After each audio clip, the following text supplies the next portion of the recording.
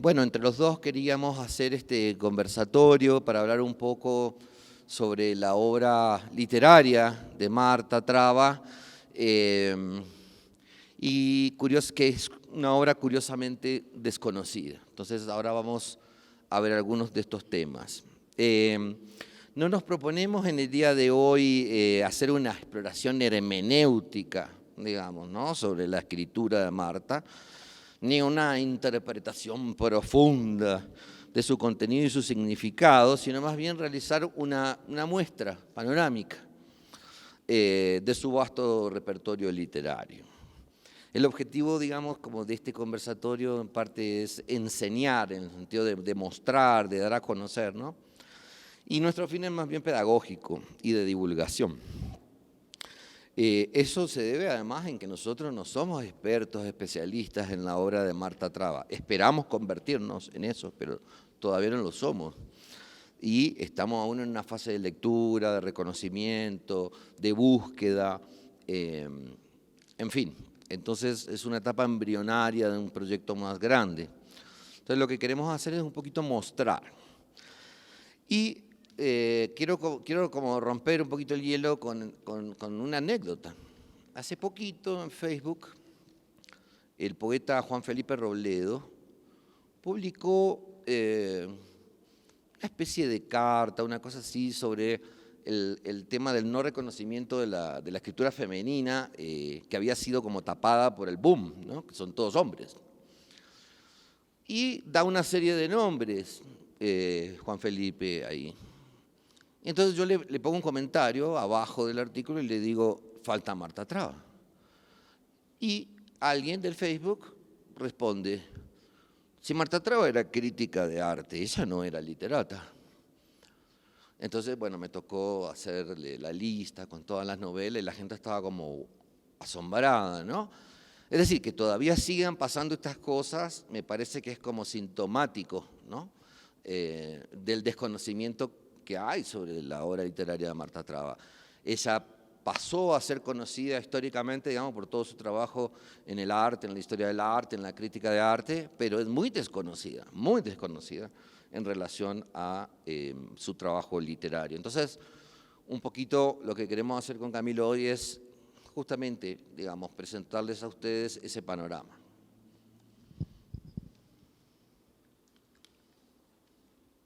Y entonces, hemos pensado en dividir este conversatorio en varios momentos. Un primer momento en el que vamos a hacer una muestra panorámica sobre el material literario. Esperen que no veo, entonces.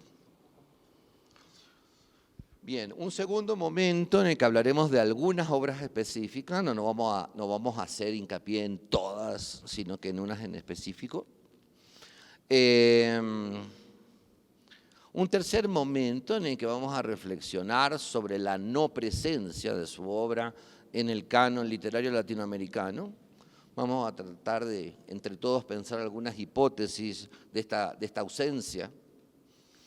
Y un cuarto momento en el que proponemos un proyecto, ¿no?, un proyecto que está creciendo, que es la idea, queremos hacer con Camilo, ahora les vamos a contar, un curso para enseñar la literatura de Marta Traba. Entonces, esos son los cuatro momentos. Bien, entonces vamos a comenzar con el primer momento.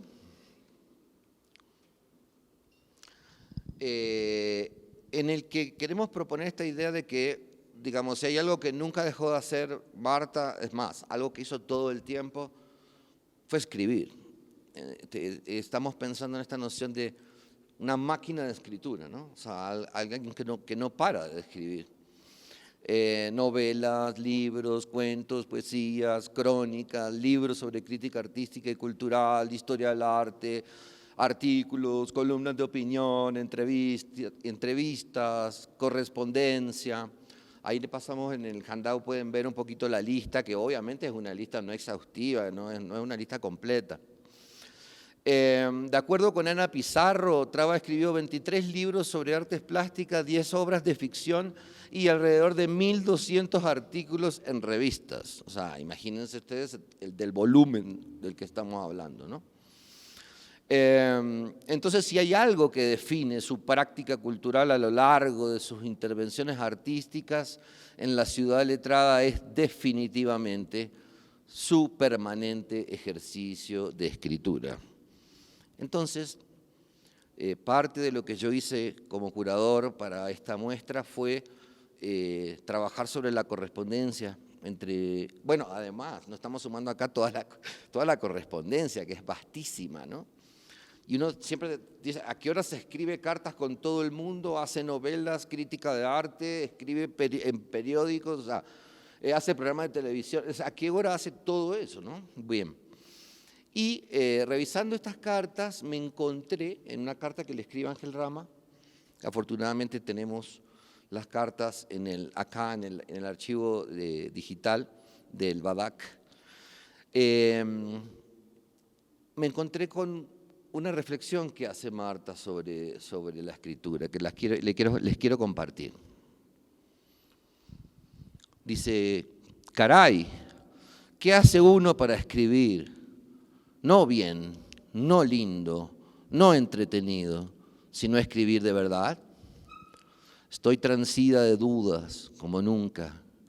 Quizá no debería decir dudas, sino lisa y llanamente la conciencia de mis limitaciones y mi mediocridad. Lo digo tan sin modestia como sin amargura. Todo me queda suelto, todo es episodio, y ni siquiera los episodios son meollo. Es como si viera bien claro dónde estoy y la belleza y el horror de las cosas que me rodean, pero fuera incapaz de hacer el traslado. Y sin traslado no hay literatura, no hay un carajo, ¿no es cierto? Está hablando imaginariamente con Ángel, ¿no? Tengo 155 páginas escritas, muy poca confianza en ellas, pero no las considero definitivas, sino que de pronto, si al acabar todo no queda bien o como quiero, tal vez pueda empezar de nuevo, o rellenar, o retejer. Me parece que esta cita, de alguna manera, es el artista reflexionando, digamos, sobre su creación y sobre la complejidad, digamos. Imagínense que si Marta Traba dice que no puede escribir y escribió todo lo que escribió, ¿qué queda para nosotros pobres mortales, no? Bien.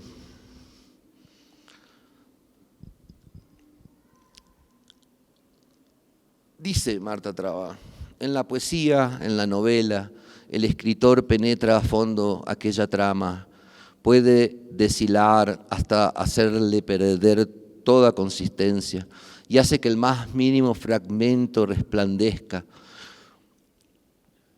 Puede rehacerla a su antojo, puede hacer de ella su propia envoltura y envolver con ella lo demás. Es omnipotente en este trabajo de tejedor.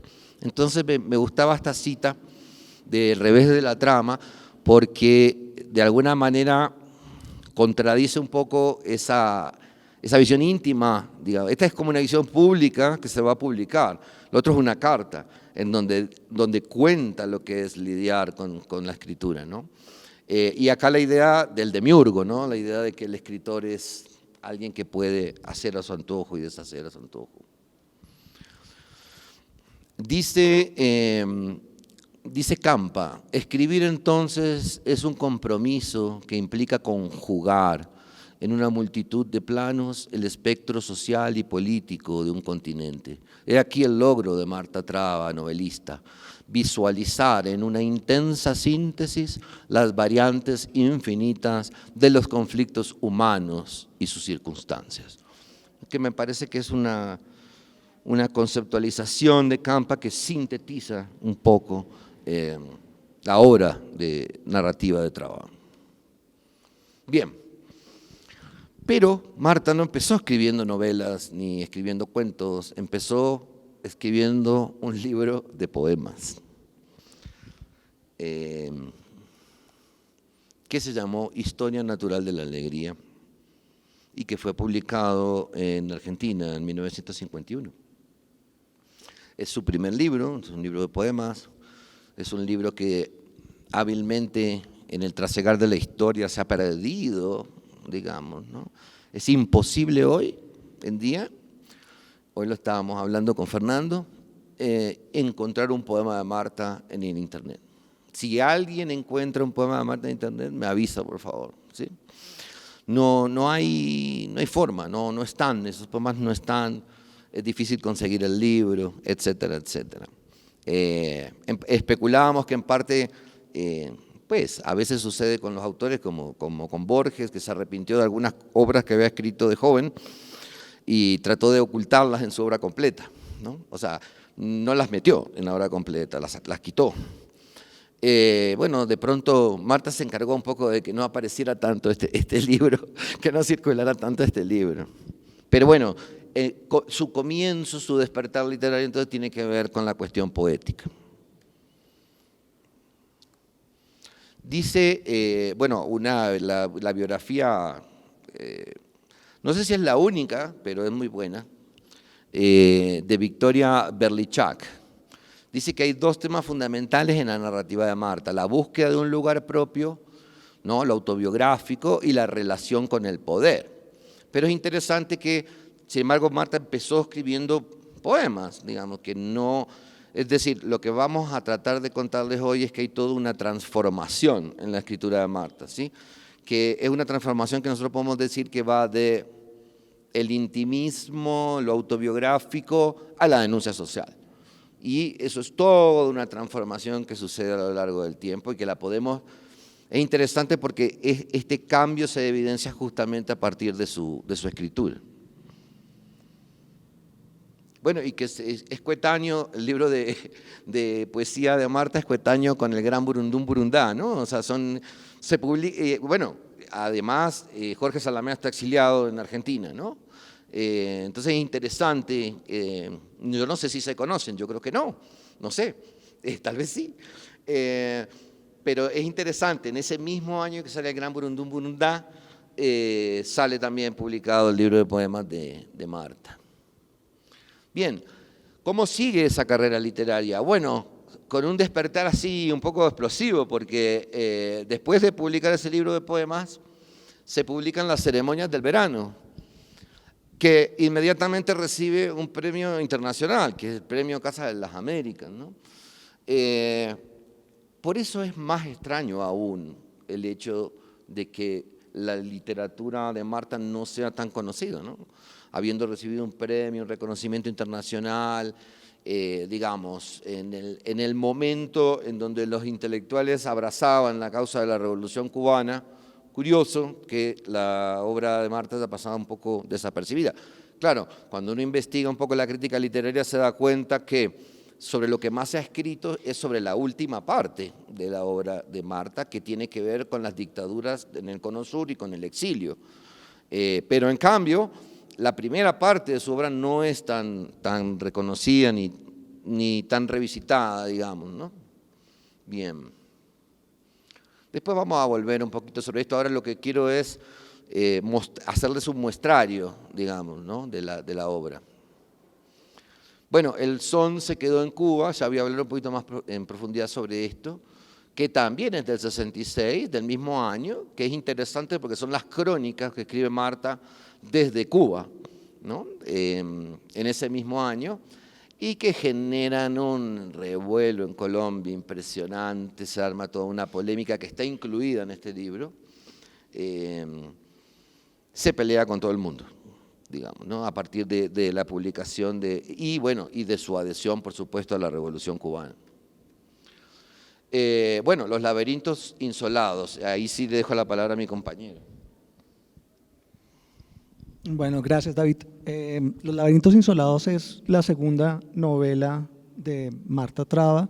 Fue publicada en el 67 por Seix Barral, una casa muy importante catalana, barcelonesa. Y digamos, es bastante extraño porque esta segunda novela supondría una especie de consagración continental de Marta Traba como escritora, como novelista, ¿no? Es la novela que sigue al Premio Casa de las Américas, un premio que era, digamos, tenía un componente ideológico importante, pero era un premio que literariamente era muy prestigioso.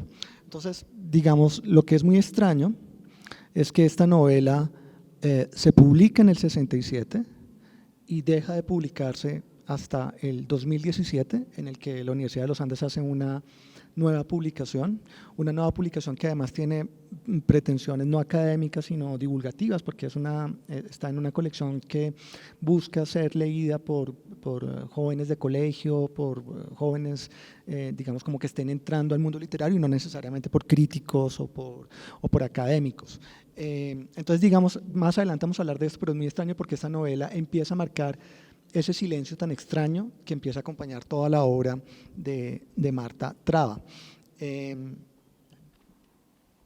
Es una novela que en muchos sentidos es muy representativa de la escritura de Marta Traba, de eso vamos a hablar un poco más adelante, pero es una novela que podríamos caracterizar como sensorial, en la cual es tan importante no solamente lo que se cuenta, sino también una especie de recreación muy atmosférica de lo que está sucediendo.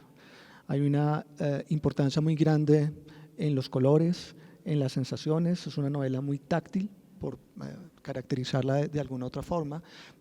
Aquí lo pongo, es una novela de olores, de colores, de sensaciones táctiles y sonoras. Y hay un fragmento que yo creo que ejemplifica esto y que creo que es un fragmento que además, en cierto sentido, les repito, ejemplifica gran parte del tipo de escritura que practicaba Marta Traba. Más que una palabra, la bugambila es un olor, algo menos distinto que el perfume, porque la bugambila, como casi todas las flores del trópico, no tiene perfume. Tiene aroma acre, algo semejante al de la canela recién destapada en los días miércoles, cuando se preparaba en la grande, pesumbrosa cocina las ollas de arroz, de leche. Un aroma un poco áspero y angustioso, tal vez porque el niño veía y olía la bugambila como una maraña selvática donde es posible todo extravío, y el espanto de tropezar con una araña es tan terrible y persistente que anula por completo el placer del color y el olor. Vamos a hablar más adelante de esto, pero desde luego es muy interesante que ella, con esta gran sensibilidad plástica, pareciera favorecer un tipo de escritura también muy plástica, ¿no? Como digamos, muy atenta a las sensaciones en términos de paleta de colores, por ejemplo. Las dos primeras novelas, si pensamos un poco en el título, aluden a ciertas características de tonalidad, ¿no? Muy tropicales en cierto sentido. Después tenemos la primera colección de cuentos de Marta Traba, Pasó así. Es un libro también muy difícil de conseguir, muy difícil de encontrar los relatos en internet también. Es una obra del 68 y es una obra, digamos, en la cual ya hay una marcada pretensión por tener una conciencia política y social mucho más fuerte que la que se podía detectar en sus primeras novelas. Y de hecho la forma en como la crítica tiende a leerla es como una obra en la cual se contienen relatos que están preocupados con lo que ella misma denominaba el gueto, ¿no? Digamos con el aspecto urbano más oscuro, marginado de la capital colombiana, de Bogotá. Yo creo que es extraño porque esta colección de cuentos, a pesar de esa preocupación social por la crítica a la época, fue entendida simplemente como una especie de preocupación existencialista. Entonces, cuando estaba leyendo críticas acerca de Pasó así, el referente que siempre se tenía siempre era el existencialismo francés, ¿no? Como si ella estuviera haciendo como una especie de, no sé, como de copia, rearticulación, una cosa muy extraña. Yo creo que una especie como incomprensión incluso de lo que estaba sucediendo realmente en estos relatos. Agregar ahí que es interesante porque cuando uno lee las cartas, uno puede rastrear qué cosa está leyendo Marta en qué momento, ¿no? Entonces es interesante porque se cuentan con Ángel lo que están leyendo y uno puede saber si están leyendo Sartre, si están leyendo Barthes, qué es lo que están leyendo, ¿no? Entonces, obviamente que los franceses, digamos, y los autores predominan, digamos, entonces no es casual, digamos, esta relación con el existencialismo francés, diría yo. Ok, sí, es la forma en cómo se la lee tradicionalmente. Bueno, su siguiente trabajo es La jugada del sexto día, publicada en Santiago de Chile por Editorial Universitaria en 1970. Es, digamos, como su primera novela que puede ser caracterizada como teniendo una preocupación abierta y muy fuerte por tener una reflexión de género.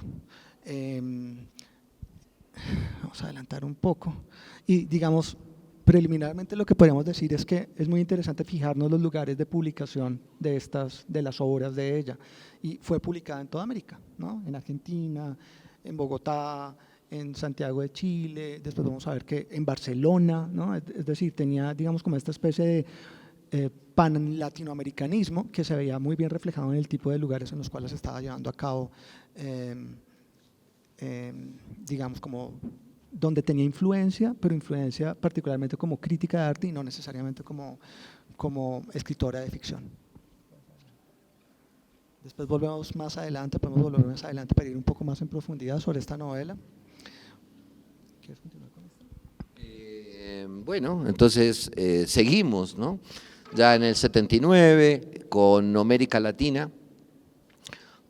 Digamos, hay que hacer una aclaración general sobre todo. Todos los libros son difíciles de conseguir ahora porque hicimos esta reedición acá en la universidad sobre los laberintos, entonces, pero en general los libros son difíciles de conseguir.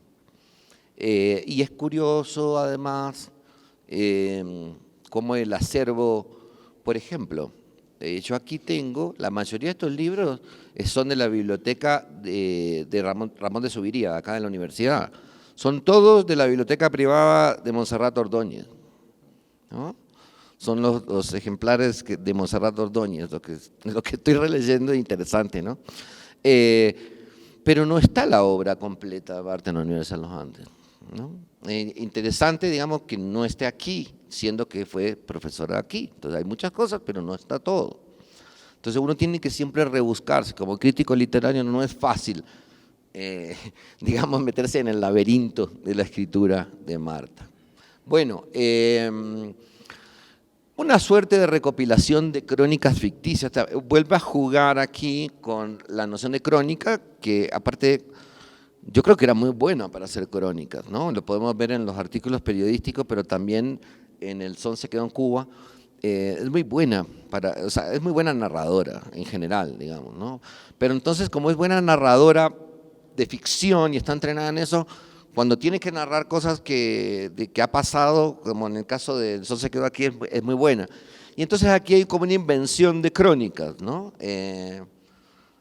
Súper interesantes, súper modernas y que yo creo que además engancharían mucho a un lector joven, me parece. No sé, tengo esa intuición. Vamos a ver si cuando hacemos el curso pasa. América Latina, compleja, rica, seductora, sostenida no por la anécdota, sino por la atmósfera general, que en lo que además Marta era muy buena, ¿no? O sea, en esta creación de atmósferas, que de pronto uno está dentro de algún lugar, ¿no? Recuerdo ahora en Ceremonias del Verano que cuenta un baile, que además me hace acordar mucho a Las Puertas del Cielo de Cortázar. Cuenta un baile y es impresionante como un baile de club en un barrio, ¿no? El club en Argentina no es como el club acá en Colombia, el club es algo de barrio, es algo popular, digamos, ¿no? Y es impresionante cómo uno se transporta a esa atmósfera, ¿no? Por dar un ejemplo. Entonces, esa creación de atmósfera da cuenta también de una muy buena narradora, ¿no? Que básicamente, digamos, cuando hablamos de novela y hablamos de este tipo de escritura, estamos hablando de la invención de una temporalidad, ¿no? O sea, de la invención de una atmósfera, básicamente lo que diría nuestro amigo Bakhtin. Sus personajes son aquellos que se contentan con poco y no tienen con qué vestirse ni alimentarse. Entonces son unas suertes de crónicas urbanas. Por eso digo que me parece que podrían ser muy interesantes para jóvenes. Bien, Conversación al Sur. Según Cobo Borda, la novela de la represión y la tortura, dice Cobo Borda, ¿no? Básicamente. O sea, así la clasifica. Interesante porque ya después, digamos, las obras ficcionales tienden a ser, o sea, son ficciones, pero son ficciones que denuncian, ¿no? Y no es casual, digamos, que este tipo de non-fiction, o sea, porque no es que es non-fiction, pero está pegada a esa idea que empieza a surgir en los 70s con Rodolfo Walsh, por ejemplo, en Operación Masacre, pero también con el escritor norteamericano Truman Capote, digamos, hay un momento, ¿no?, literario, podríamos decir, que se asocia a esa idea de poder contar, entre comillas, ficcionalmente, ¿no?, todo el problema de las dictaduras en el Cono Sur y todo el problema del exilio, ¿no? Dice Campa, plantea a través de voces los grandes conflictos creados por los efectos coercitivos de las dictaduras en el triángulo geográfico que comprende Montevideo, Buenos Aires y Santiago de Chile. Entonces, de nuevo, ¿no?, en algún momento hubo una especie de moda académica de estudiar las novelas de dictador y de dictadura, ¿no?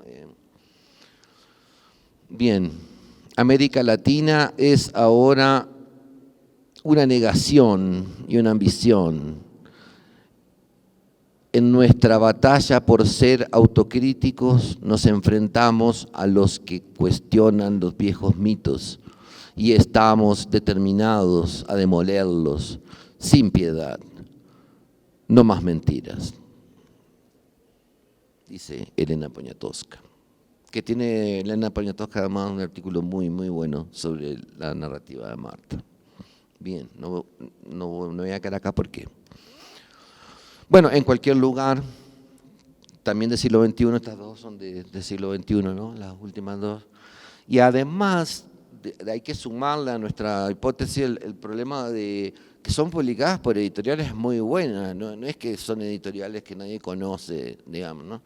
Y que tienen mucha difusión en América Latina además, a lo que habría que sumarle otra incógnita, ¿no?, al tema de la desaparición, entre comillas, de la obra de Traba de los Pensum.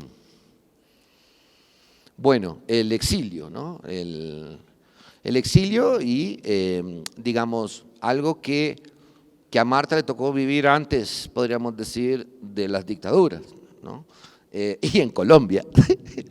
Entonces, y además yo creo que es distinto escribir algo, digamos, como ese permanente traslado de un lugar al otro, ese ser nómade de Marta, siendo nómade que no siéndolo, imaginando lo que sería el exilio, imaginando lo que sería vivir en otra cultura.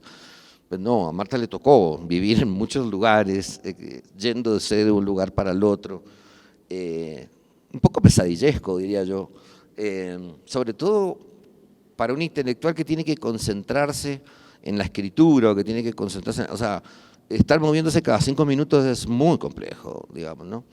En fin. De acuerdo con Campa, esta novela es también una reflexión sobre las implicancias de escribir en América Latina, no solamente que tiene que ver con esta noción de electricidad, ser escritor en América Latina en un momento determinado, ya sea cuando, digamos, el advenimiento de la Revolución Cubana o las dictaduras, implica también un locus de denunciación muy particular, digamos, ¿no? Escribir desde Latinoamérica, escribir en Latinoamérica y sobre Latinoamérica, digamos, ¿no?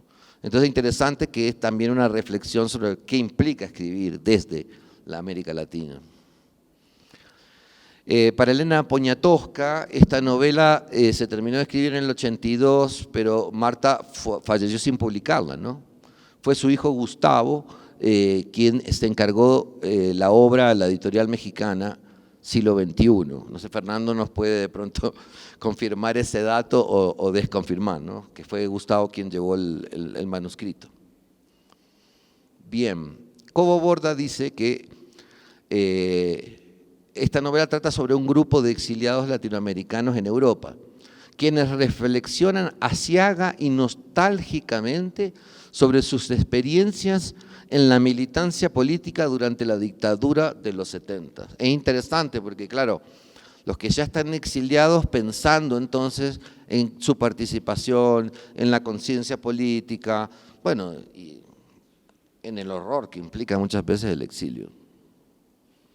Bien. ¿Quieres seguir? Bueno, esta es la segunda colección de cuentos de Marta Traba, de la mañana a la noche. Tiene un subtítulo muy interesante, Cuentos norteamericanos, publicada en Montevideo en 1986. Si no recuerdo mal, es la primera obra publicada en Montevideo por Marta Traba. Y de nuevo, esta especie como de mapa completo en el cual fue publicada Marta Traba, ¿no? Toda América. Chile, Uruguay, Exacto. México. Argentina, Barcelona, ¿no?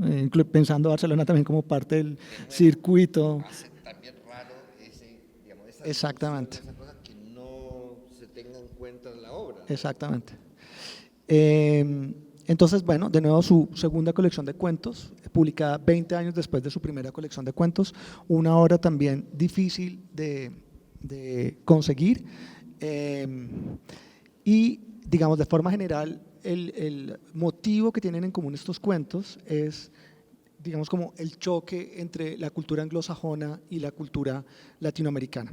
Un choque que seguramente ella misma experimentó, porque sobre todo al final de su vida ella residió en Estados Unidos, participaba muy activamente, digamos, como el circuito académico norteamericano, del nuevo grupo de académicas que estaban propugnando por el surgimiento del concepto de una escritura femenina en Latinoamérica, y ella siempre demostró una fascinación muy fuerte por la universidad norteamericana, ¿no? Que en cierto sentido, digamos, podía estar en contravía de los usos del intelectual latinoamericano, ¿no? Entonces ella tenía esa especie como de choque interno y ella lo representa o lo articula en esta colección de relatos a través de la experiencia de un estudiante colombiano que está estudiando justamente literatura comparada en Nueva York, ¿no?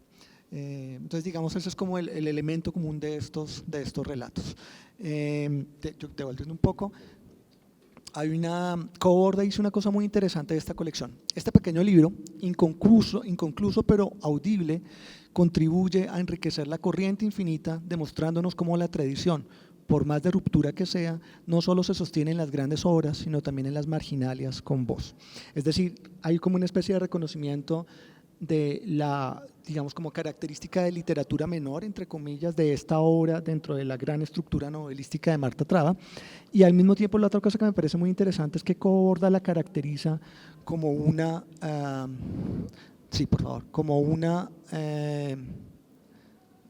escritura de ruptura, ¿no? Y de pronto ahí podríamos tener un poco de las claves que ayudarían a explicar por qué a lo mejor Marta Traba no ha sido estudiada como escritora como sí lo es como crítica, o porque no ha sido reconocida como escritora como sí lo fue como crítica.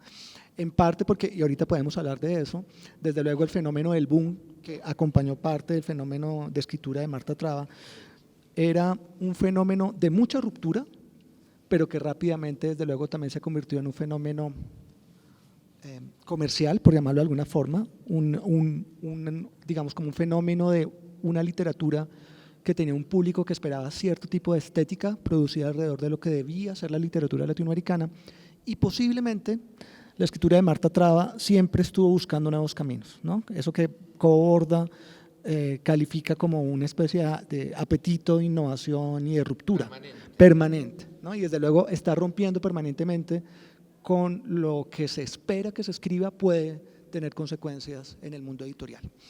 Y esta es su primera obra póstuma, Casa sin fin, publicada de nuevo en Montevideo por la editorial Montesexto en 1988, una obra publicada póstumamente, una novela donde se muestra bajo los contextos sociales de violencia y represión la compleja casa interior que habitamos. Entonces, si ustedes se fijan, incluso de manera temática, las obras parecen cambiar muchísimo, ¿no? En muchos sentidos, esta especie como de interiorismo o interiorización de los conflictos sociales no era muy de moda, ¿no?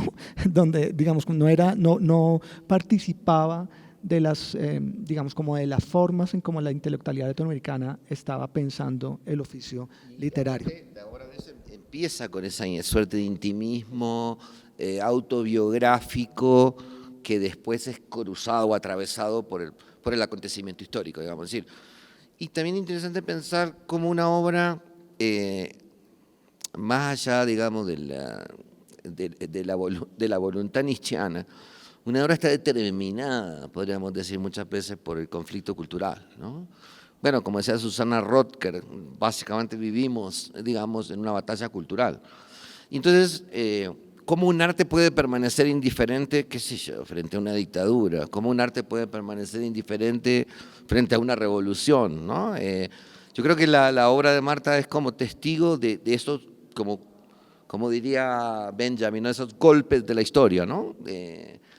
Y de pronto ya poder volver al intimismo o a la casa interior, pero ya con esa experiencia de ruptura, ¿no? O sea, no es lo mismo volver autobiográficamente ya habiendo participado del exilio, de que te expulsen de países, ¿no?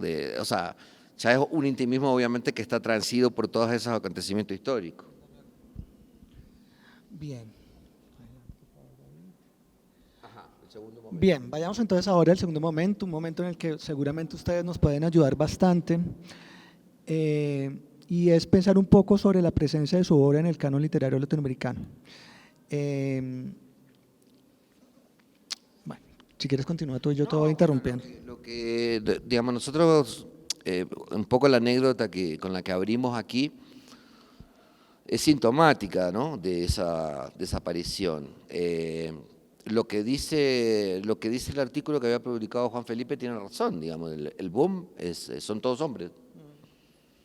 Y mientras tanto, digamos, está sucediendo una cantidad de escritura femenina súper impresionante, digamos. O sea, yo había puesto unos autores acá. Había puesto, por ejemplo, Rosario Castellano, Cristina Peri Rossi, Elena Garro, Poniatowska, El Tit. O sea, podemos seguir nombrando, digamos, una cantidad de mujeres que después van siendo como reconocidas, pero como graneaditos, ¿no? Como por pedacito aquí y allí, y que no configuran, digamos, ¿cómo podemos decir?, un fenómeno literario como el del boom, ¿no? Sino por partes, o ahora podríamos hablar en retrospectiva y decir que hay un boom femenino paralelo, que también podría ser una buena idea, se me acaba de ocurrir. Que, claro, pero que es silenciado, digamos, por ese otro boom masculino. Entonces, ¿por qué razón, con el auge de la literatura femenina en los últimos 30 años, sus obras no se enseñan en los departamentos de literatura de Colombia, América Latina o de Estados Unidos? Esa es la primera pregunta que tenemos. O sea, ¿por qué? ¿Cuál sería? O sea, yo recuerdo en mi paso por Estados Unidos haber estudiado a Garro, Rosario Castellano, El Tit, o sea, todas las que nombré, pero no a Marta Traba. No entra en el canon, no entra en el canon femenino. No sé si vos tuviste la misma experiencia. Exactamente la misma. En Estados Unidos también hiciste el doctorado como yo, bueno. Y es más, para el examen que uno tiene que hacer en el doctorado, que el de conocimiento integral, a uno le piden una serie de obras, ¿no? Y Marta Traba no entra ahí. Entonces, de nuevo, la pregunta es, ¿por qué no está ahí? ¿Por qué no se enseña? Y eso en oposición a lo que pasa a su labor como crítica de arte, ¿no? Mi mamá, que es una persona que no está particularmente interesada en la crítica de arte o en… el otro día, casualmente, me dijo, tú escribiste algo sobre esta señora, ¿cierto? Entonces ella lo que recordaba era que era una crítica de arte. Por los periódicos, exactamente, exactamente, exactamente. Es una especie de influencer setentera. Totalmente. En muchos sentidos. Y muy moderna. O sea, muy moderna. Equivalente, ¿no? Lo que contó el otro día acá Nicolás Gómez, que hizo su libro sobre Marta Traba en la televisión, ¿no? Claro, sería el equivalente a un TikToker hoy o a un YouTuber, ¿no? O sea, y aparte de eso, bueno, con la diferencia de que en vez de hacer un bailecito explicaba la historia del arte. Digamos, un pequeño detalle. Y llenaba salas, es una cosa impresionante, tenía su personalidad desde luego era avasallante. Y paradójicamente, que yo creo que eso también tendríamos que tenerlo en cuenta, les repito, mi mamá, que no es historiadora del arte, no estaba particularmente interesada en… Tiene una memoria. Tiene una memoria de ella y además tiene una memoria, me dijo lo siguiente, de una mujer terrible. Que es impresionante. Entonces, digamos, parte de lo extraño de que la literatura de Traba no se haya no haya entrado a ser parte del canon, incluso esta recuperación de la escritura femenina de la que tú estabas hablando ahorita, tiene que ver con el hecho de que a lo mejor las mismas características, este ser una mujer terrible, ¿no? Que desde luego a lo que se refería mi mamá, imagino yo, es esta especie de criterio muy informado, pero muy claro, acerca de cualquier aspecto estético, ¿cierto? Es decir, que ella podía fácilmente, con un criterio muy sólido, dividir aguas, ¿cierto? Defender o hundir tranquilamente. Es muy raro que con esa misma fuerza su literatura no haya podido ser caracterizada. Sí, aparte, por ejemplo, en el caso de Historia del Arte, bueno, lo que nos ha contado Ana Franco y todo, o sea, ¿a quién se le ocurre oponerse al muralismo en el momento de mayor popularidad del muralismo en América Latina? Por Dios, ¿no? O sea, ahí tenemos en la primera mesa, si ustedes ven, todos los artículos de prensa en su discusión con Guayasamín, por ejemplo, ¿no? Yo no sé, no sabemos todavía, o sea, manejamos todos estos datos, pero no podemos decir cuál es la hipótesis certera de por qué. En todo caso, lo que podemos hacer es como un sacudón intelectual, sacudirnos la pereza, volver a leer a Marta, y ese es un poco el punto que estamos presentando con Camilo, que es decir, vamos a volver a introducir a Marta en el pensum, en el canon, que los estudiantes de literatura lean de nuevo no, lean a Marta, ¿no? Que sería bueno, no, este es otro momento, el cuarto momento que ya vamos a volver. Un poco de la contribución de su obra es difícil de evaluar, porque justamente, incluso cuando uno revisa la crítica literaria, hay muy poquito. O sea, es poquita la recepción de la obra de Marta. Entonces no tenemos, o sea, eso está por hacerse. Hay que juntar, por supuesto, lo que ya hizo, hay grandes artículos de Pizarro, de Ana Pizarro, de Poniatowska, de Cobo Borda, no es que no haya nada, pero aún estamos por, digamos, esa evaluación es una evaluación a futuro, ¿no? Y sobre todo después también de ver cómo es que un adolescente o un estudiante de pregrado joven reacciona frente a la obra, o sea, porque nosotros pues ya somos una generación más grande, pero yo nací en el 74, 2 años antes de que empezara la dictadura, en Argentina. No, a mí me tocó la dictadura, la guerra de Malvinas, pero entonces, ¿qué pasa con un estudiante que nació en el 2000 o que nació en el 2010? ¿Cómo se relaciona con estas nociones de exilio? ¿Qué puede pensar una persona que, digamos, que por qué las personas se tienen que ir de un país, ¿no? ¿O qué implica que haya un régimen autoritario? ¿O qué implica que desaparezca la gente? ¿No? Es decir, que de hecho es un problema de comunicación entre generaciones, ¿no? Es decir, ¿cómo le contamos a estas generaciones la experiencia, digamos, del miedo, la experiencia del miedo, ¿no? De vivir con miedo?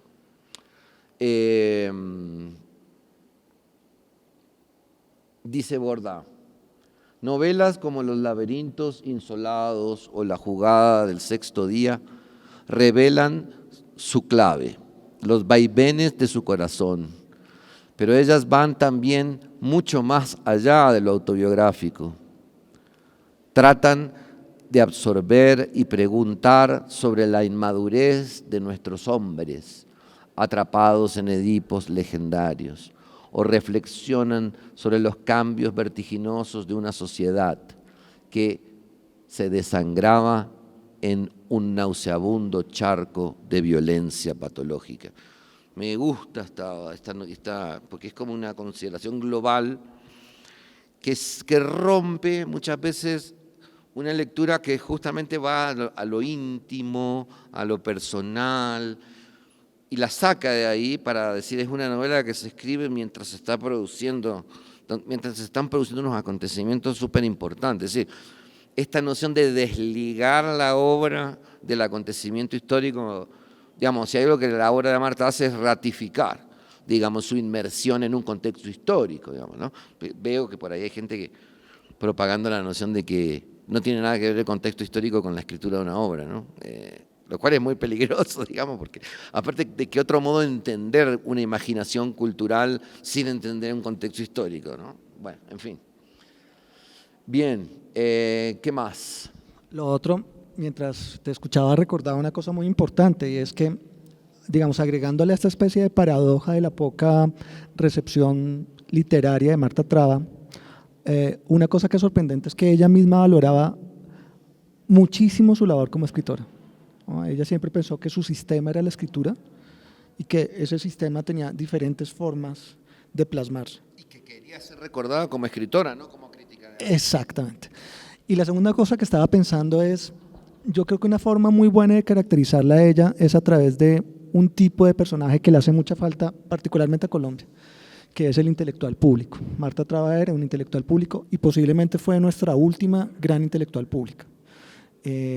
Difícilmente podemos pensar en alguien. Tenemos unos remedios modestos en el presente, pero no nos quiero ni nombrar. Sí, tenemos, pero posiblemente haya sido la última gran intelectual pública colombiana. No sé si ustedes puedan presentar nombres nuevos que tengan ese rol, ¿no? Gente que está moviendo la opinión. Con popularidad, alguien que esté, bueno, por ejemplo, los jóvenes ya no miran televisión, no saben. Uno les dice, hay un invento en el siglo XX que se llama televisión. Sí, dicen los jóvenes, no saben lo que es la televisión. Pero, por ejemplo, alguien que llegue, alguien que capte la atención pública, ya sea por su forma, que determine modas, que determine estilos. ¿no? Todo el mundo quiere tener pelo como Marta Traba, que determine, o sea, que sea un impacto brutal, pero igual de brutal es el olvido que seremos, ¿no? O sea, de nuevo, con relación a la obra de Marta, ¿no? Como ese impacto es directamente proporcional, digamos, al olvido que sufrió su obra. Y digamos, la tercera cosa que estaba pensando era un paralelo que a lo mejor puede ser extraño, pero que igual funciona como paralelo, y es esa gran intelectual pública norteamericana que es Susan Sontag. Exacto. De nuevo, también una mujer terrible, entre comillas, ¿no? A la que la gente le tenía miedo por esta especie de claridad en sus criterios, que siempre aspiró a ser reconocida más que como crítica, como creadora. Sontag. Y cuyas novelas, si ustedes quieren ver cómo destrozan a un escritor, nadie las lee y los que las leen dicen que… Uno lee la crítica literaria, uno no lee las novelas de Susan Sontag, definitivamente. Entonces, hay algo muy extraño porque es como una especie de clasificación que, digamos, como si hubiera sido víctima de su propia clasificación, de ser esta especie como de intelectual pública, con opiniones muy claras sobre los diversos aspectos de la cultura latinoamericana, muy importante e influyente en la forma en cómo se pensó particularmente la plástica a finales del siglo XX en Latinoamérica, pero como si eso le impidiera ser pensada como creadora. Obturara la parte de la creación, pero yo creo que es el conflicto de muchos intelectuales. Yo tengo muchos colegas que son escritores, pero que son escritores vergonzosos, algunos no, pero hay como una especie de incompatibilidad entre la creación artística y la academia, digamos. Nosotros que analizamos todo el tiempo la creación, al mismo tiempo somos como un poco reticentes a decir que escribimos literatura, ¿no? Hay esa suerte de incompatibilidad en nuestro mundo académico. Hay algunos profesores que sí, digamos. Y de nuevo, generalmente sus productos académicos tienen mayor impacto que sus productos literarios, porque también hay una cuestión que tiene que ver con la noción de ciudad letrada, digamos, de élite cultural, en donde algunas cosas se mueven en un circuito limitado, que claro, no es el caso necesariamente de Marta, pero sí es el caso de Marta. Marta queda atrapada en la ciudad letrada, ese podría ser el título del paper. Marta queda atrapada en la ciudad letrada porque no puede, o sea, si bien ella como crítica de arte sale, si bien… pero como escritora se queda atrapada ahí. ¿Quién la lee? Pues Cobo Borda, Poniatowska, ¿no? Ángel Rama, pero no es popular, su literatura no es popular, queda atrapada en la ciudad letrada, ¿no? Digo, me parece que… Bien, para no aburrir más a la gente, vamos a pasar al último punto. Bueno, no, que es un poco lo que estamos pensando con Camilo, que es una propuesta que hicimos a partir también de esta exposición y como curadores de esta exposición, cuando tuvimos que pensar en el tema de, bueno, cómo encaramos a Marta Traba desde la literatura. Y Claro, en nuestro departamento, ¿alguien enseñó alguna vez Marta Traba? O sea, una profesora que salió de acá, que tiene un edificio a su nombre y que tiene 9 obras de literatura y nunca nadie en 20 años que tiene el programa de literatura la enseñó. ¿No? Es como extraño, me parece extraño. No sé si Montserrat Ordóñez, de pronto, habría que preguntarle a Claudia Montilla, habría que preguntarle a exalumnos de Montserrat, a Carolina Alzate, de pronto, si es que Montserrat, porque digo, estos libros, de nuevo, tienen el ex libris de Montserrat Ordóñez, ¿no? Entonces, es posible que Montserrat la haya enseñado, es posible, no lo sabemos. Pero entonces, bueno, ahora la tarea que tenemos con Camilo también es un poco sentarnos a pensar qué y cómo, ¿no? Vamos a enseñar, qué es lo que vamos a hacer, cómo podemos plantear, si nos vamos a dividir en cursos, en novelas, qué vamos a hacer con los cuentos, qué pasa con la otra narrativa, etcétera, etcétera. Entonces, pues, es como un poco ¿cómo vamos a decir? El desafío, digamos, a futuro. Y un reto adicional es que yo creo, y estoy pensando en voz alta, a lo mejor no estás de acuerdo, pero yo creo que no se puede pensar sobre la literaria sin pensar su labor crítica y sin pensar la forma en cómo está pensando su labor de crítica estética. Es que creo que no profundizamos, pero pues yo no los quiero aburrir, tenía acá un montón de cosas para leerles, pero de verdad que lo que hemos coincidido como lectores con Camilo es que hay una especie de creatividad plástica, digamos, ¿no? Que cuando Marta escribe es como si estuviera pintando, es muy difícil de traducir esto, no sé cómo lo vamos a traducir en términos críticos, ¿no? Pero uno siente que está frente a alguien que está pintando, por ejemplo, y otra correlación también, que no solamente es con la pintura, es con el cine. Es impresionante, digamos, por ejemplo, Ceremonias del Verano puede ser dividida, yo lo dividiría como si fueran, ahora me estoy acordando de Elephant, pero me puedo acordar de otras películas donde el plano secuencia es la estrella, digamos, ¿no? Son planos secuencias, ¿no? Entonces empieza y uno ve cómo va la cámara mostrando, ¿no? O sea, son literalmente, si fuera un guión de cine, digamos, serían planos secuencias. Y una preocupación muy fuerte de nuevo, por paleta de colores. Y la paleta de colores, pero también está el tema el tema proustiano de los olores, de los sabores, de las texturas, ¿no? O sea, volviendo otra vez a la plástica, que yo creo que es fácilmente identificable, digamos. El material con el que trabaja es un material muy emocional, pero a la vez muy humano, muy del tacto, el gusto, el olfato. Por ejemplo, el tema de la luz. El tema de la luz es impresionante, ¿no? Cómo trabaja todo el tiempo con el tema de la luz. Y el tema de la luz asociado al calor. Estoy pensando en los laberintos. Bueno, además son laberintos insolados, ¿no? Pero en la ceremonia, los laberintos son insolados y las ceremonias son del verano. O sea que hay una especie de obsesión ahí con la cuestión del calor y de la luz, digamos, ¿no? Que es súper interesante de trabajar. Y no he visto mucha crítica literaria sobre este punto en particular, ¿no? Así que bueno, tenemos una tarea muy grande por hacer, Camilo, me parece, ¿no? Pero muy chévere. Bueno, no sé si tengan preguntas. Nosotros estamos, pues, desde luego súper abiertos a todas las ideas que tengan ustedes. Ideas y sugerencias.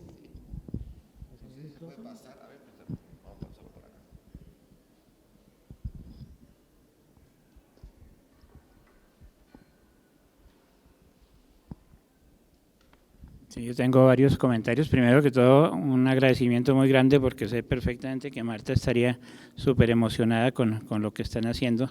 Como lo dijo Camilo, ella estaba muy convencida de que su escritura y su obra literaria era lo primordial. Entonces el hecho de que lo vayan a recuperar y que tengan un programa hacia adelante la emocionaría muchísimo. Un par de comentarios.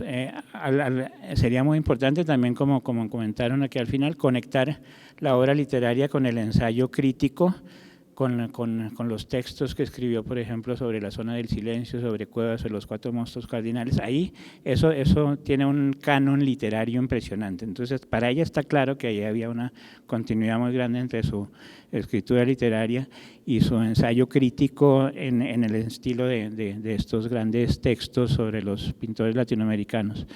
Y tengo un par de hipótesis para completar sus ideas de por qué ha sido un poco dejado de lado. Una es el panamericanismo que ustedes han señalado como algo muy interesante desde hoy, desde el punto de vista de hoy. No creo que lo fuera en su momento para ella, y creo que eso le hizo mucho daño el hecho de que publicara en tantos lugares distintos. Entonces no la pudieron asociar con un lugar, no era ni Bogotá, ni Chile, ni Montevideo, ni México, ni Barcelona. Eso hizo que se desperdigara y no estuviera tan ligada a un lugar como fuera un Rulfo, un Arguedas, un Onetti, claramente marcados por un lugar. Eso me parece que fue en su contra desde el punto de vista del contexto. Y ahora desde el punto de vista del contenido, también ustedes lo marcaron, pero lo resalto de nuevo, el hecho de la marginalia que fuera a la vez capaz de trabajar la intimidad y el contexto social juntos, sin determinarse ni por el uno ni por el otro, es algo que también va en contra de su literatura, porque no se puede clasificar claramente. No es el claro Rulfo ligado al desierto mexicano o el claro Arguedas ligado al indígena peruano. No está claramente determinada el Santa María de Onetti o García Márquez. Todos ellos están como claramente determinados. Aquí el hecho de ser latinoamericana es muy interesante hoy en día, pero creo que en su momento no se entendió. Y eso puede ser una de las razones también. Estaba pensando que le pregunté a la profesora que da acá literatura femenina colombiana, que es Carolina Alzate, y me dijo, pero ¿yo qué hago con Marta? ¿Marta qué es? ¿Es literatura colombiana? O sea, volviendo a este punto, ¿no? ¿Dónde la ubicamos? ¿Es literatura colombiana o es literatura argentina? ¿Qué es? Y eso asociado al hecho, tú lo pusiste muy bien. Los laberintos insolados se publica un año después de 100 años de soledad y empieza en manga. Y esa manga, pues obviamente para un lector que estuviera esperando el Caribe colombiano de García Márquez, pues es otra cosa, y el realismo mágico pues es otra cosa, ¿no? Porque este es un manga escrito. Pero entonces la hipótesis de que el boom tapó a estas mujeres es cierto, digamos, uno puede decir que sí, porque están esperando, qué sé yo, no sé, o esa magia, ese realismo mágico. Hay un universo, hay como un universo de expectativas que se esperaba que ciertas literaturas nacionales cumplieran, ¿no? Y que hubiera una literatura colombiana diferente, ideológicamente incluso, desde luego, diferente a la argentina o a la mexicana, por ejemplo. En Gadamer y en la noción esta de horizonte de expectativa, ¿no? O sea, como de retomar estas nociones de qué es lo que una sociedad espera leer en un momento determinado, ¿no? O cuando se enojan con un artista porque cambia el artista. Bueno, en este caso, si Marta hubiera tenido fans, digamos, de las ceremonias del verano y después se lee en cualquier lugar, se hubiera enojado, digamos, ¿no? Claro, hubiera tenido que ser un fan adscripto a una temporalidad muy larga, digamos.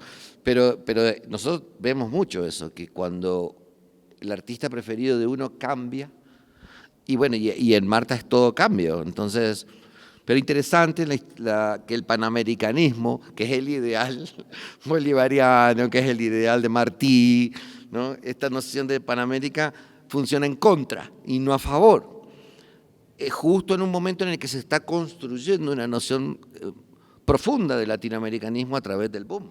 Pero desde luego porque lo que pasa es que va en contra del mercado editorial. Va en contra del mercado editorial. Esa hipótesis me gusta porque es una hipótesis, claro, económica y materialista, digamos, ¿no? ¿Dónde enfoco yo? Si yo tengo que hacer el target de un público, ¿cómo lo enfoco? Diciendo, esta señora vive 3 meses en Montevideo, 4 días en Caracas, 5 días en Texas, o sea, no está. ¿Dónde está? ¿Qué es? ¿Literatura colombiana? ¿Literatura argentina? ¿Es literatura vanguardista, posvanguardista? ¿Es literatura de compromiso social o es literatura? Sí, el problema de los tags, que claro, nos dan trabajo a los críticos literarios, pero también llenan los bolsillos de las editoriales, ¿no? Esta idea de que vos entras a la Lerner y tenés una clasificación, digamos, ¿no? Bueno, y el problema de la clasificación en general. ¿Qué pasa con la materia fuera del lugar? Como dice Stuart Hall, ¿no? ¿Qué hacemos con lo que no podemos clasificar?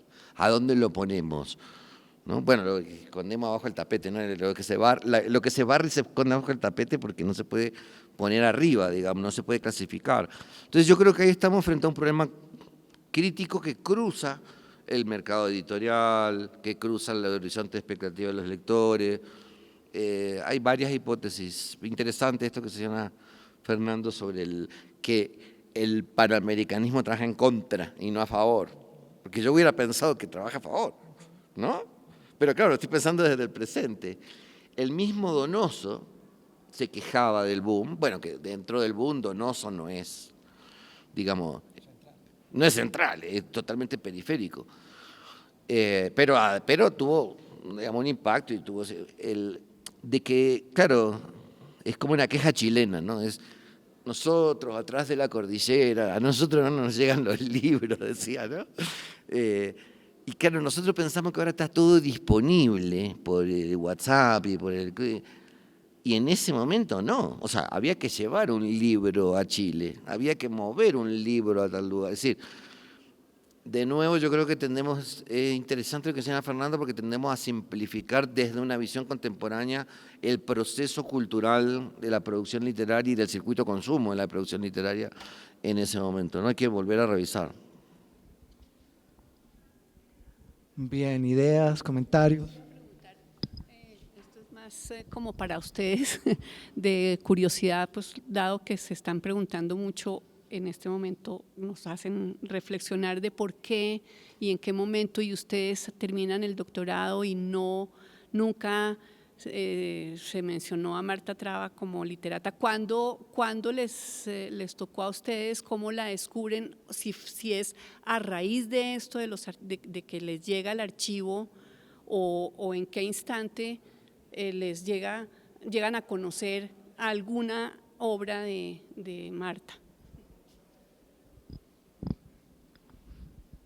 Cuando yo llegué a vivir a Colombia, en el 2008, en junio del 2008, lo primero que me regalaron cuando entré a la universidad fue Marta Traba en blanco y negro. Cuando yo llegué me dieron el libro de Nicolás Gómez.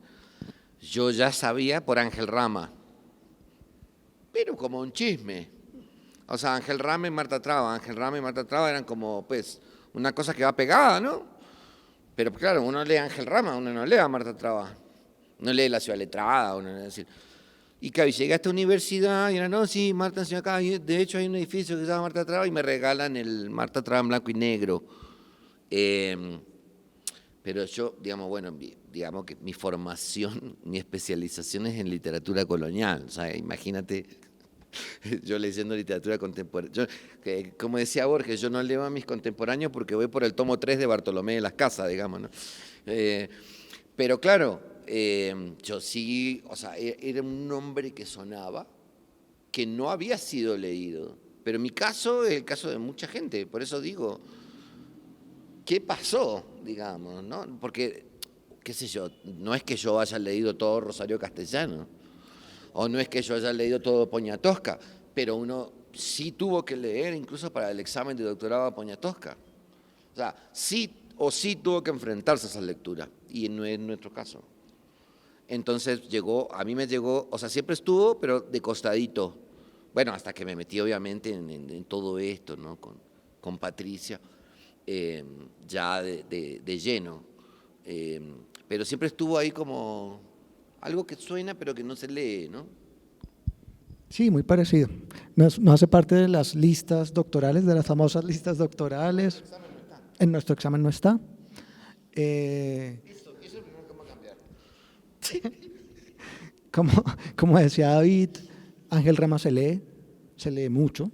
Todos sabemos que es la ciudad letrada, o todos creemos saber al menos. Hemos leído Ángel Rama, todos. O que alguien no conozca la ciudad letrada o el concepto de ciudad letrada. Sí, es como Benjamin o como Freud. Nadie ha leído Freud, pero todos sabemos del Lincoln. Entonces, la ciudad letrada es más o menos lo mismo. Entonces, y el nombre de Ángel Rama se asocia al de Marta Traba, sobre todo en la Academia Norteamericana de manera muy fuerte. Pero efectivamente yo tampoco la había leído, y de hecho la anécdota por la cual la empecé a leer es muy significativa. Yo trabajo visualidad, y entonces cuando estábamos haciendo una colección de relecturas, que es una colección que tiene el Departamento de Obras, que llevan mucho tiempo sin editarse, que nos parecen muy importantes, que nos parece importante que se reediten, entonces como yo trabajo visualidad, me pareció como chévere, ¿y por qué no trabajar la obra literaria de Marta Traba, que además yo no conozco? Lo más loco, yo no sé si vos sabés que yo fui el evaluador de tu prólogo. No sabía. Bueno, te acabo de confesar. Ok. Yo tuve que evaluar tu prólogo. Entonces, mirá qué loco cómo nos conecta cómo nos conecta Marta Traba, sin que nosotros lo sepamos. Y entonces ahí, simplemente porque no está, justamente porque la obra nunca había sido reeditada, fue que la empecé a leer. Y no alcanzamos a editar muchas, porque el Gran Burundún Burundá, la de Marta, no hubo mucha. ¿No? Por razones de mercado. Porque era la idea era unirnos con Sudamericana, ¿no?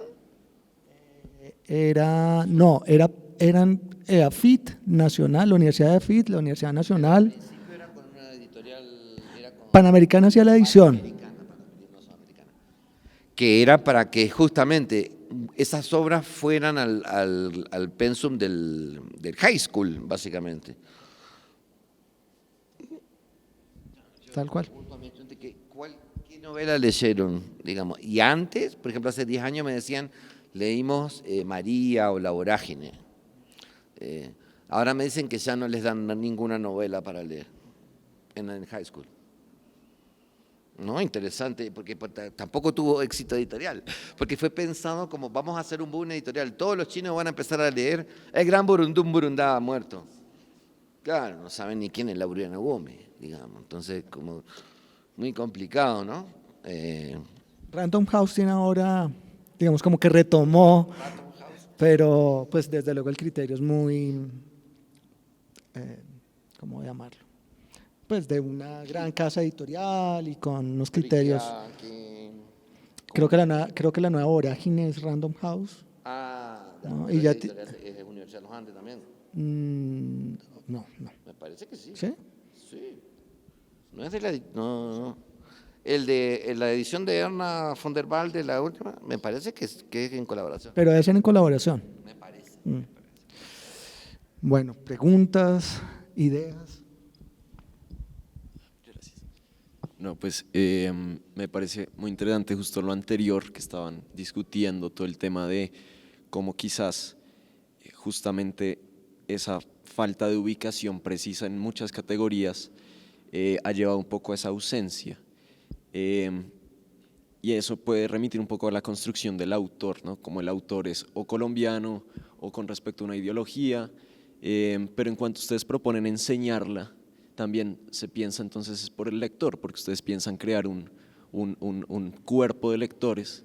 El lector en ese mismo sentido, como el autor, también estaría entrando un texto, definitivamente mirando de dónde es, qué pensó, con qué político se alineaba.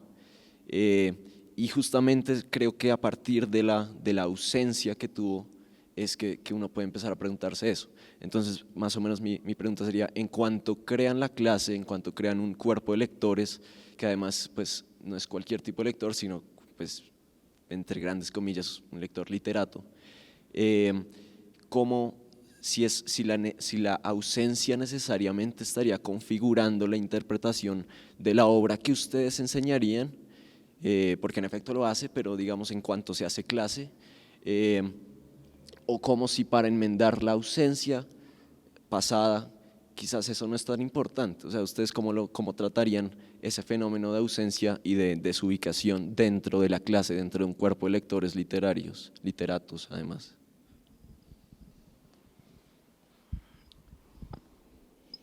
Está compleja, dale. No, que no sé si te entendí muy bien, pero no creo o sea, me parece que la pregunta es muy interesante, pero no sé si la estoy...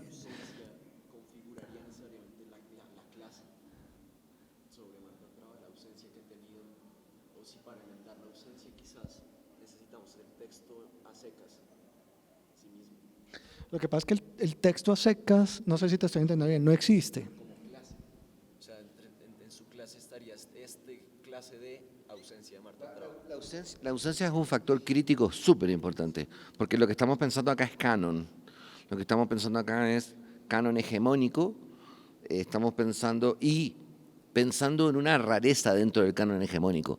Porque no es que Marta Traba hubiera pertenecido a la comunidad Wayuu y que no se leyó porque escribía en Wayunaiki, sino que quedó silenciada dentro de la misma ciudad letrada de la que ella hacía parte. Entonces, es un criterio teórico para pensar la clase, me parece a mí.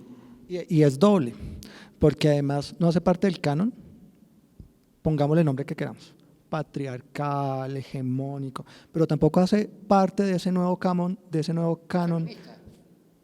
no sé, contra patriarcal. Es doblemente loco esa ausencia, ¿no? O sea, por un lado está fuera del canon, pero tampoco se la recuperaron las mujeres.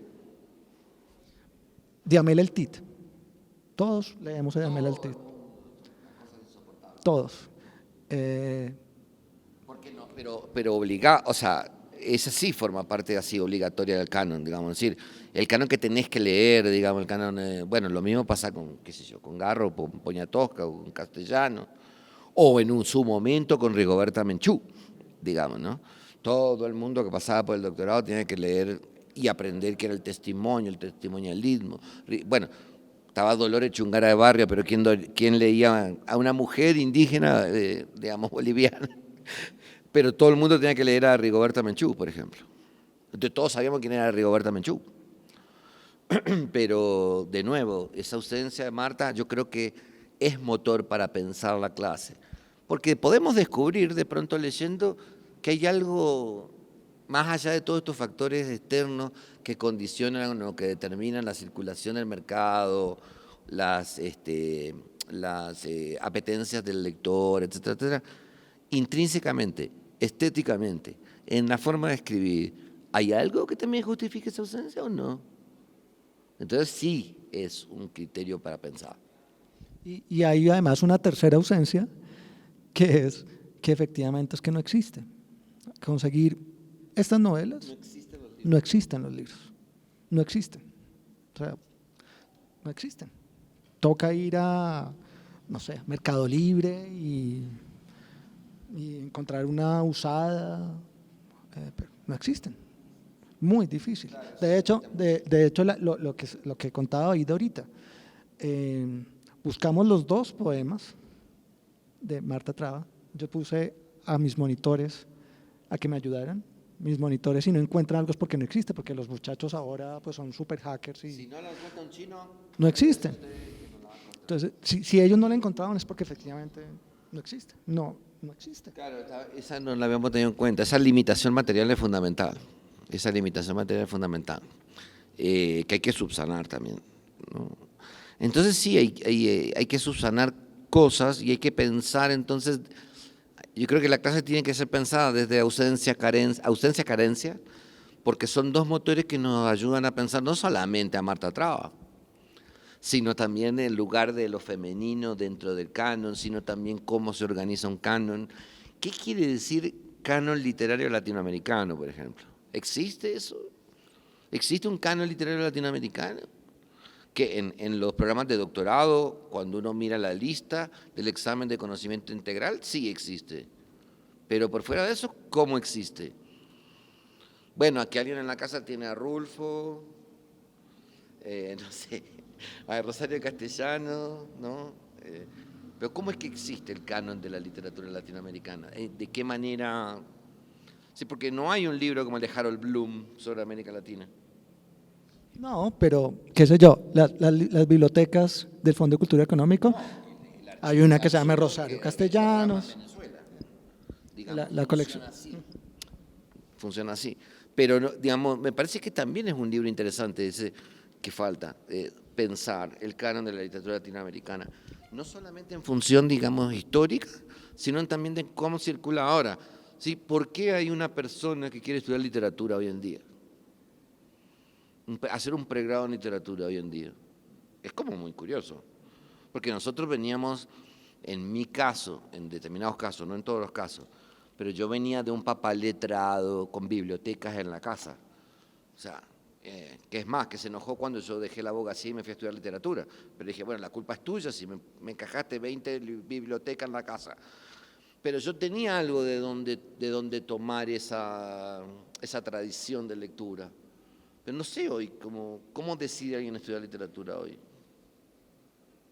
No sé, es que son jóvenes, no sé si en literatura pasa el mismo fenómeno que en música, porque en música lo que tengo entendido es que ustedes no reconocen géneros musicales.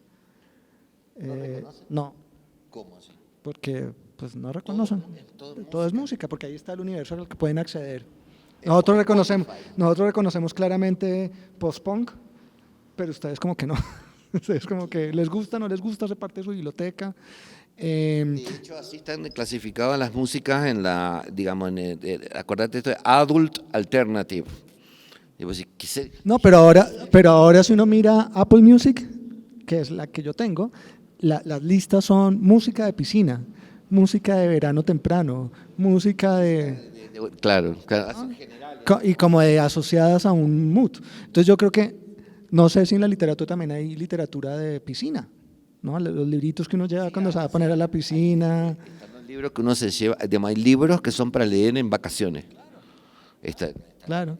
Generalmente mucho asociado históricamente a la literatura policial, ¿no? O como yo le enseño, como me gusta decirle a mis estudiantes cuando yo enseño cine, hay películas que son para mascar palomitas Y otras que es imposible. y otras que es imposible. Una de Tarkovsky te va a poner Es- 150 kilos de es- palomita, digamos. Exacto. Entonces el problema es que esto parece un chiste, pero yo creo que no. Lo que pasa es que no sé cómo decirlo sofisticadamente con categorías, pero Marta Traba no es para leer con palomitas. Claro. Eh, Tampoco ayuda, digamos, al mercado. exacto. No se deja ayudar por el marketing, Marta. Pero depende también, porque depende de una trama, de nuevo. Cómo poner digamos, Borges pensó toda la vida y toda su obra, y yo diría que casi todo lo que hizo en su vida fue pensando en cómo ser el centro del canon, cómo lograr llegar al centro del canon. Y lo logró. Bueno, hay que matar a la Gauchesca, hay que matar al Martín Fierro, todos escriben, pero nadie me puede copiar. O sea, todas unas técnicas, ¿no?, para llegar al centro del canon. Y llegó. Otra cosa que sería interesante para pensar en el curso es cómo un autor piensa su futuro. ¿Para quién escribe? ¿Para quién escribía Marta? No tenemos respuesta. Bueno, no sé si la podemos tener algún día, pero es una pregunta interesante para pensar. ¿Para quién está escrita esta novela? Yo le decía hoy a Fernando, Ceremonias del Verano, que gana el Premio Internacional de Casa de las Américas, es muy argentina. Si usted no entiende lo que es un club de barrio, o sea, es muy difícil que entienda. Digamos, hay algo que lo limita a uno, digamos, en la comprensión de la lectura. Entonces, esa novela está escrita para un público argentino. Entonces, ¿para quién escribe Marta? Bueno, y evidentemente su público va cambiando a través del tiempo también, ¿no? Digo yo. Ya hay un público más latinoamericano, podría decir uno, en cualquier lugar o en Conversación al Sur. Bueno, pero para eso sí Marta ayuda muchísimo porque ella tiene una conciencia autoral muy fuerte. Por eso digo, que en eso se puede convivir. Y los autores que empiezan a tener conciencias autorales muy fuertes, que dependen del mercado, digamos, hay consideraciones de mercado de nuevo, están pensando constantemente en un público objetivo. No lo pensaban de esa forma, público objetivo, pero sí de un lector ideal. ¿Quién es el lector ideal que accede a mis obras? Y en el caso de Marta Traba, por ejemplo, las referencias homéricas son constantes y no son explícitas. Entonces están ahí como para quien las quiera ver, las ve, y quien no las quiere ver. Por eso son muy cultas.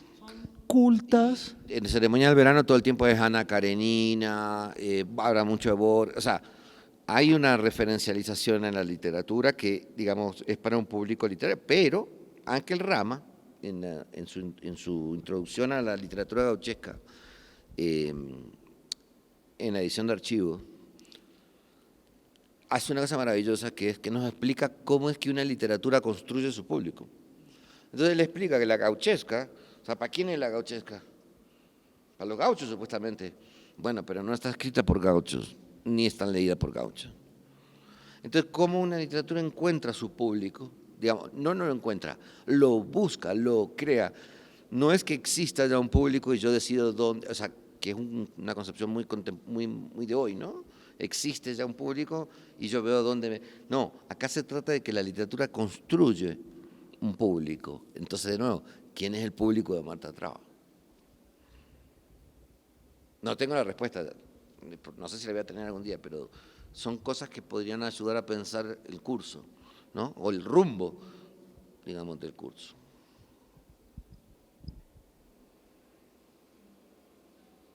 Bueno, gracias.